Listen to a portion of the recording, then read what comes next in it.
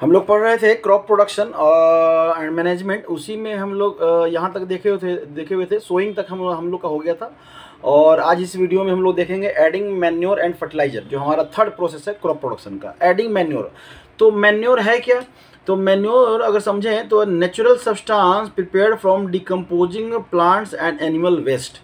Waste भी कहते हैं, कह सकते हैं, या डेड पार्ट्स भी कह सकते हैं। लिविंग ऑर्गेनिज्म का डेड पार्ट जो डिकम्पोज करके वो क्या बनाया है? मैन्योर बनाया है। ठीक है, जैसे काउडंग हो गया आपका, एनिमल बोन्स हो गया, डेड लीफ, देखिए यहाँ लिखा भी है, डेड इंसेक्ट्स हो गए, वेजिटेबल वेस्ट हो गए, मतलब किचन वेस्ट हो गया आपका, वेस्ट हो गए by the action of microbes है ना। कंपोस्टिंग आप लोग पढ़े होंगे, क्लास 7 में पढ़े होंगे कंपोस्टिंग, उसके थ्रू है ना लोग मैन्योर तैयार करते हैं। मैन्योर मतलब ये क्या है? एक तरह से प्लांट्स के लिए न्यूट्रिएंट्स का काम करता है। क्या काम करता है? न्यूट्रिएंट्स का।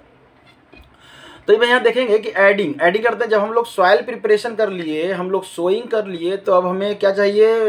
फर्टिलाइजर चाहिए या मैन्योर चाहिए? किस लिए? ताकि प्लांट्स में जो सॉइल, प्लांट्स के लिए जो क्या कर सकते हैं, इंपॉर्टेंट जो न्यूट्रिएंट्स है जो सॉइल में नहीं है वो मिल सके। तो soil needs replenishment and enrichment through the use of organic manure and fertilizer. Use of chemical fertilizers has increased क्या होता है? tremendously with the introduction of new crop varieties. ठीक है न, हम जो क्रॉप प्रोडक्शन कर रहे हैं उसके लिए इंपॉर्टेंट है, बस इतना जानिए। या कह सकते हैं कि सॉइल जो है ना, सॉइल में हमको न्यूट्रिएंट्स चाहिए या नॉरिशमेंट चाहिए। ठीक है, या कह सकते हैं यहाँ पे सप्लीमेंट्स कह सकते हैं, ये चाहिए। तो वो मिलेगा कैसे? तो फर्टिलाइजर और मैन्योर करते हैं। फर्टिलाइजर क्या है? ये इनऑर्गेनिक कंपाउंड्स है। क्या है आपका? इनऑर्गेनिक कंपाउंड्स है। और ये क्या है? जो मैन्योर है वो आपका ऑर्गेनिक कंपाउंड्स का डिकम्पोजिशन के बाद का वो न्यूट्रिएंट्स है। Nutrients such as nitrogen, potassium और फास्फोरस। NPK आप देखेंगे घर में आपका जो खाद वाद जो आता है खेती के समय, तो NPK लिखा रहता है उसमें। N से हो गया नाइट्रोजन, P से फास्फोरस और K से पोटेशियम। मतलब ये तीन चीज़ इंपॉर्टेंट है प्लांट या क्रॉप के प्रोडक्शन के लिए। They are made in the factory. ये कहाँ बन रहा है? फैक्ट्री में बन रहा है। एग्जाम्पल में यूरिया हो गया, अमोनियम सल्फेट हो गया और पोटास हो गया। ठीक है, यहाँ पे इसी का यहाँ पे हम लोग लिखे हैं कि अगर डिफरेंस अगर आपको पूछे एग्जामिनेशन में, मान लीजिए आ रहा है कि what are the difference between fertiliser and manure and fertiliser. तो देखिए फर्टिलाइजर जो है ना, सबसे पहला लाइन 3-4 लाइन का 3 नंबर का ये क्वेश्चन आएगा आपका मैक्सिमम। अगर आएगा तो 3 मार्क्स क्वेश्चन ये रहेंगे। Fertiliser is an inorganic salt. ठीक है, तो आपका मैन्योर क्या रहेगा? Manure is natural substance obtained by the decomposition of cattle dung, human waste and plant residue. Second line में fertiliser is prepared in factory. ये कहाँ बन रहा है? फैक्ट्री में बन रहा है। तो मैन्योर में क्या लिख सकते हैं कि जो मैन्योर है वो कहाँ बन रहा है? नेचर के थ्रू बन रहा है, ऑटोमेटिकली बन रहा है, नेचर में बन रहा है। Fertiliser does not provide any humus to the soil. Fertiliser जो है ना ह्यूमस प्रोवाइड नहीं करता है। यहाँ पे देखेंगे manure provide a lot of humus in the soil. समझ में आ रहा है? कोई दिक्कत नहीं। तब है fertilisers are very rich in plant nutrients. इसमें बहुत ज़्यादा होता है, क्योंकि ऑर्गेनिक हम लोग इसलिए बना ही रहे, आर्टिफिशियली बना रहे हैं, जाए कम में ही जो है ना बहुत ज़्यादा न्यूट्रिएंट्स मिल जाएगा। यहाँ पे वही नहीं है आपका। मैन्योर इज है ना relatively less rich in plant nutrients रहता है, चूँकि ऑटोमेटिकली बन रहा है तो रहता है। अब सबसे इंपॉर्टेंट चीज़ जो यहाँ पे हम लोग नहीं लिखे हैं वो है आपका कि कॉज पॉल्यूशन। फर्टिलाइजर से आपका सॉइल पॉल्यूशन, वाटर पॉल्यूशन और बाद में कह सकते हैं तो एयर पॉल्यूशन का भी ये कॉज है या रीजन है। लेकिन मैन्योर जो है डज नॉट कॉज पॉल्यूशन। इससे जो है ना आपका पॉल्यूशन नहीं होगा। ठीक है, ना के बराबर होता है। तब है कि यहाँ जो इसका यूज है, यूज क्या होता है? Less amount.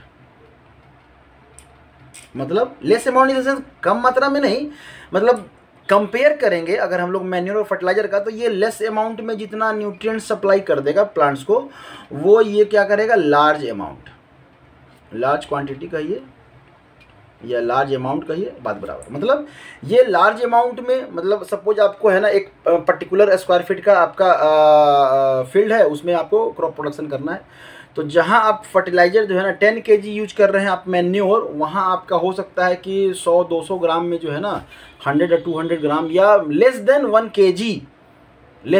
kg। कहाँ यहाँ पे 10 to 20 kg आप मैन्योर ले रहे हैं और कहाँ, ये रेशियो है, ये इससे भी ज़्यादा डिफरेंस है। हम एक एग्जांपल दे रहे हैं आपको समझाने के लिए कि मैन्योर बहुत मात्रा में यूज करते हैं तब आपको न्यूट्रिएंट्स मिलते हैं जितना, उससे बहुत लेस कंपेयर में जो है ना फर्टिलाइजर से आपको न्यूट्रिएंट्स मिल जाएगा। तो इसलिए हम लोग न्यूट्रिएंट्स यूज करते हैं। हाँ, पॉल्यूशन है यहाँ पे, ये डेंजर चीज़ है कि ये जो है ना पॉल्यूशन क्रिएट करता है और ये पॉल्यूशन क्रिएट नहीं करता है। तो ये ध्यान रखिएगा, जब आपका डिफरेंस आएगा तो यहाँ से आप लिख लेंगे तो इतना से हो जाएगा।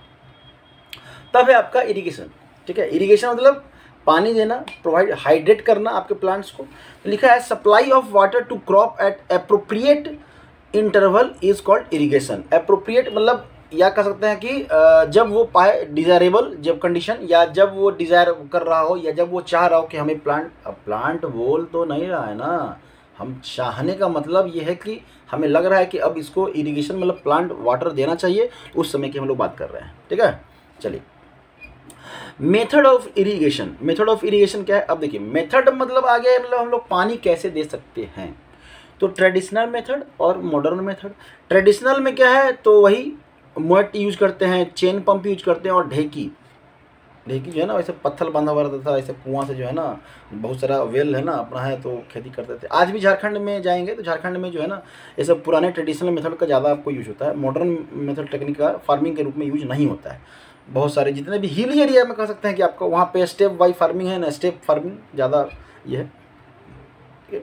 मॉडर्न क्या हो गया, तो स्प्रिंकल सिस्टम और ड्रिप सिस्टम आगे हम लोग पढ़ेंगे। तो स्प्रिंकल सिस्टम क्या है, तो स्प्रिंकल सिस्टम है कि ऐसा नहीं, आप देखे होंगे, अब खेती करते समय देखे नहीं, फार्मिंग करते समय देखे चाहे नहीं देखे, लेकिन आप देखे होंगे फुटबॉल मैच अगर हो गया है तो इंटरवल में क्या है ना कि स्प्रिंकल लगा रहता है और वो पानी का जो है ना वो एक तरह से आपका फवारा जो है ना वो स्प्रिंकल करता है या फैलाता है, चारों साइड फैलाता है, तो उसी को कहते हैं स्प्रिंकल सिस्टम। ठीक है, तो सेम यहाँ भी यूज करते हैं। क्या है, sprinkle irrigation is a method of apply irrigation of water which is similar to natural rainfall. जिस तरह से बारिश होता है ना, उस तरह से छोटे छोटे बूंद के रूप में, ड्रॉपलेट्स के रूप में, वो जिस तरह से मतलब कह सकते हैं आर्टिफिशियल बारिश करवा रहे हैं आप पंपिंग सिस्टम के थ्रू। समझ में आ रहा है? और लेवल पे water is distributed through the system of pipe. किससे हम लोग करेंगे, तो पाइप के थ्रू हम लोग है ना डिस्ट्रीब्यूट करते हैं। It is then spread into air and in sprinkles. ठीक है, एयर और स्प्रिंकल्स में हम लोग क्या करते हैं, ऐसा करके स्प्रिंकल करते हैं, ऐसे एक मशीन लगा रहता है ना पाइप के थ्रू, और वो चारों साइड जो है ना ऐसा करके वो फेंकता है। The sprinkle system does not require much labour. इससे फायदा क्या होगा ना, फार्मर्स को फायदा होगा कि लेबर ज़्यादा यूज नहीं करते। अब जब लेबर ज़्यादा यूज नहीं होगा तो मतलब यहाँ पे आपका कॉस्ट जो है ना, कुछ जो प्रोडक्शन का जो कॉस्ट है वो थोड़ा सा कम हो जाएगा। दूसरा, आपका वाटर का अवेलेबिलिटी अगर कम है, अगर वाटर का अवेलेबिलिटी कम है तो ट्रेडिशनल मेथड था ना, ऐसा छोटा छोटा कैनाल बना दिए और पूरा फील्ड तक जो है ना हम लोग जहाँ तक हम लोग कल्टीवेट कर रहे हैं वहाँ तक लेके जा रहे हैं ऐसे करके, तो वहाँ वाटर का लॉस ज़्यादा होता था।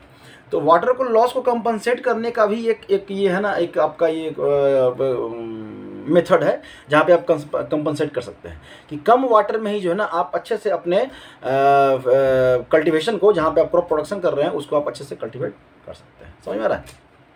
तब यहाँ पे फिगर बनाने के लिए अगर आप देखें तो यहाँ पे मान लीजिए आपका जो है ना ये आपका फील्ड है, तो फील्ड को ग्रीन कलर से बनाएंगे तो ज़्यादा अच्छा लगेगा ना, तो हम लोग फील्ड को ग्रीन कलर से बनाते हैं। ठीक है, मान लीजिए ये आपका फील्ड है सपोज, ऐसे करके, और यहाँ पे आपका जो है ना एक पाइप लगा हुआ है, मान लीजिए यहाँ पे ऐसे करके है ना पाइपिंग सिस्टम आप कर दिए हैं सपोज, अब ऐसे करके पाइपिंग सिस्टम, और यहाँ पे नल लगा हुआ है, यहाँ पे नल लगा हुआ है सपोज, यहाँ पे नल लगा हुआ है, यहाँ पे नल लगा, तो ये स्प्रिंकल करेगा जो है ना, ये पानी जो है ना, पानी को हम लोग ब्लू कलर से कहते हैं ना, ब्लू पानी।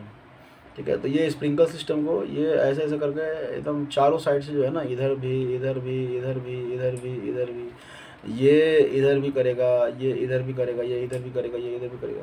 आप कहेंगे सर तो ये चार क्यों दिए, यहाँ भी दिए नल, यहाँ भी दिए, मान लेते ये ख़राब हो गया तो, ठीक है ये ख़राब हो गया तो इसे कर लेंगे हम लोग स्प्रिंकल। समझने के लिए ज़्यादा हम लोग नल देते हैं, ऐसा नहीं कि कम ही स्प्रिंकल देते हैं, ताकि एक कोई भी जहाँ तक हम लिखे हैं ना, जहाँ तक हम लोग कल्टीवेट कर रहे हैं, जहाँ तक हमारा क्रॉप है वो आसानी से वाटर जो है ना हाइड्रेटेड हो जाए ये करके। तो बहुत सारा हम लोग है ना स्प्रिंकल लगाते हैं, तो कम पानी में आसानी से हम लोग स्प्रिंकल कर सकते हैं। तो इस तरह से आप देखेंगे आपके एनसीईआरटी बुक में जो है ना वो लिखा हुआ है। तब है आपका ड्रिप इरिगेशन, ये भी वाटर जहाँ ऐसे एरियाज में करते हैं जहाँ वाटर का बहुत स्कार्सिटी है। ठीक है, और ऐसे क्रॉप्स, कुछ ऐसे क्रॉप्स जिसको कि हम लोग है ना कुछ डिस्टेंस पे हम लोग लगा है, कुछ कुछ डिस्टेंस पे लगाएं। अब डिस्टेंस पे लगाएं मतलब कुछ स्पेस खाली है, अब स्पेस खाली है तो उस पर स्प्रिंकलिंग करेंगे तो जहाँ स्पेस खाली है वहाँ भी पानी जाएगा, तो वो बर्बादी हुआ ना कहने का मतलब। तो हम लोग क्या करते हैं कि डायरेक्ट रूट के पास जो प्लांट्स है हमारा, उसके डायरेक्ट रूट के पास जो है ना हम लोग वाटर करते हैं, तो पंपिंग सिस्टम करते हैं। तो मान लेते हैं कि ये जो है ना आपका, ये आपका पूरा जो है ना फील्ड है, ये आपका फील्ड हो गया। तो इसमें जो पंपिंग सिस्टम है ना, हम लोग इस तरह से पंप सिस्टम ऐसे ऐसे ऐसे ऐसे ऐसे कर दिए और ये पंप लगा दिए, सपोज इधर से पंप लगा दिए। अब देखिए, अब है आपका यहाँ पे ग्रीन जो है ना, यहाँ पे प्लांट लगा दीजिए, यहाँ पे प्लांट लगा दीजिए, यहाँ पे भी प्लांट लगा दीजिए, यहाँ पे प्लांट लगा दीजिए, यहाँ पे प्लांट लगा दीजिए, चूँकि पंपिंग सिस्टम है, ठीक है। अब ये नहीं कहिएगा कि पंप के ऊपर ही हम प्लांट लगा दिए हैं, हम बस ये दिखा रहे हैं कि पंप है ना, तो उसके पास से पाइप है ना, पाइप आपको पास करेंगे और उस पाइप से जो है ना यहाँ पे आपको, यहाँ से जो है ना यहाँ पे पानी आपको मिलेगा, इस पाइप के थ्रू जो है ना यहाँ पानी मिलेगा, ठीक है।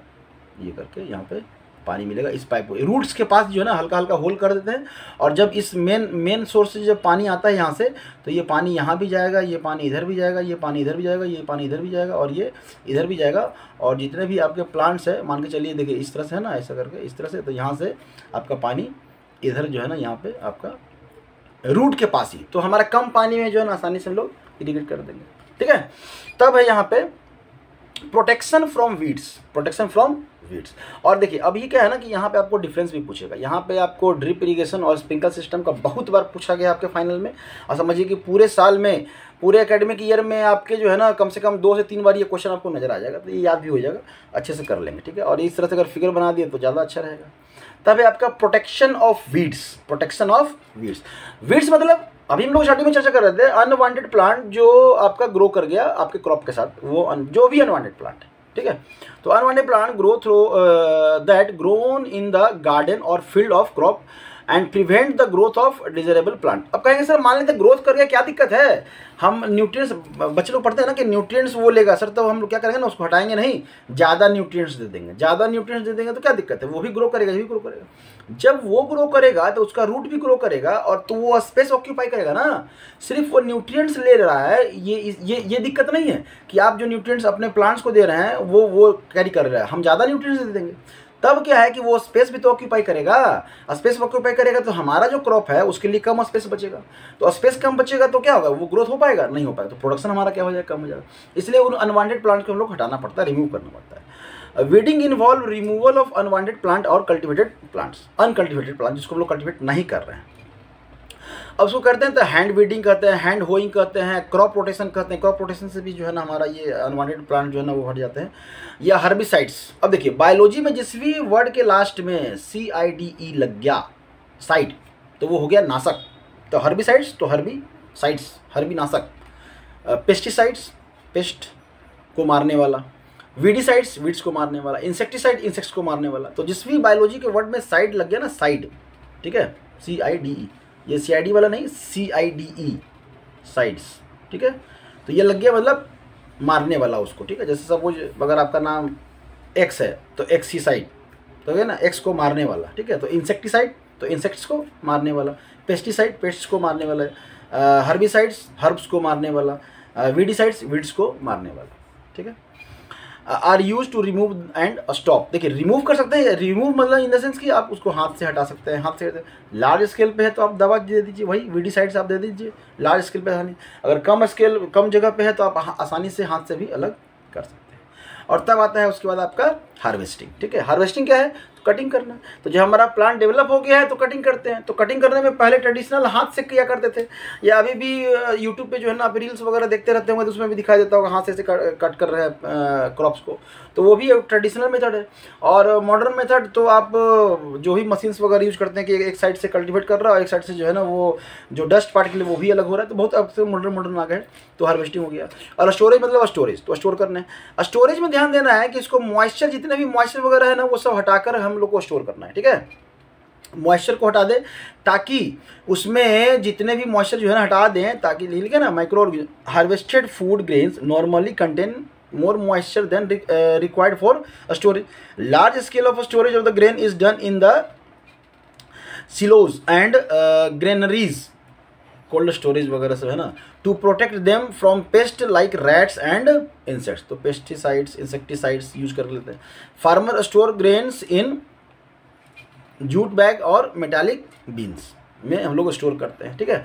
और स्टोर करने से पहले ये श्योर करते हैं कि उसमें मॉइस्चर ना रहे। तो ये रहा ऑलमोस्ट आपका स्टार्टिंग से। तब इसमें एक लेक्चर और आएगा जिसमें हम लोग पढ़ेंगे, वो मशीन्स के बारे में देखेंगे कि क्या क्या मशीन्स हम लोग यूज़ करते हैं। और क्वेश्चन आंसर अगला जो वीडियो रहेगा आपका 3rd नंबर, कि इसमें क्वेश्चंस अभी तक के आपके एकेडमिक सेक्शन में क्या क्या क्वेश्चन पूछा जा सकता है इस टॉपिक से, तो उस क्वेश्चन को करेंगे। एनसीईआरटी में जो क्वेश्चन है वो तो आपके पास है ही, उसके अलावा और क्या क्या क्वेश्चन पूछा जाता है उसको करेंगे हम लोग वीडियो में। तो देखिएगा जरूर आपको, ठीक है। जहाँ भी प्रॉब्लम हो, नहीं समझ में आए, आप मैसेज कीजिए, कोशिश करेंगे आपको फिर से कोई वीडियो लेके आके आपको उसको, ताकि आप समझ सकें, ठीक है। Thank you.